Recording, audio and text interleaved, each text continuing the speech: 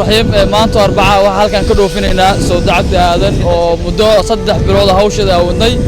bishii October 24keedii Ilaahay subhanahu wa ta'ala wuxuu noo suurtageliyay in maaragtay hawshaasi wajiga koowaad noo soo dhamaado hadda waxa loo qaaday dalka Hindiya qorsheeda aniga Ibrahim Muuse Dahran Wadani iyo Axmed Kismaayo iyo Muqir ayaa ka shaqeynayna muddo badan waxaan halkan uga mahadcelinayaa muwaadiniinta Soomaaliyeed ee dalka dibadda joogay gabadha soo caawiyay waxaan muujin karnaa in maaragtay haddii ummadda Soomaaliyeed ay isku tashato oo dadka loo naxariisto danyarta ah in maaragtay horumar la gaari karo waxaan ku faraxsanahay in ummadii Soomaaliyeed ee soo caawisay gabadha soo caawisay anaga noo soo xiriirtay inay guuleysteen waad u jeedaan gabadha Hindi ayaa loo qaadayaa wixii ka soo cusboonaadana insha Allah waa in la wadaagi doonaa hadduu Ibraahim ka noqdo gabadhani lacagta u aruurtay qalin hadii lagu sameeyo oo India la geeyo kadib waxa macquul ah inay lacagtu ka kala go'do laga yaabaa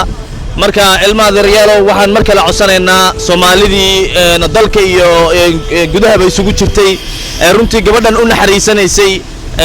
wax u soo dhiibay iyo kuwan u soo dhiibanay u duceynayayba inay ku dadaalaan inay ka warhayaan annaguna hadduu Ilaahay yiraahdo annagoo muqayr la kaashanayna baan ku dadaali doonaa inaan warbixinteeda soo deeyno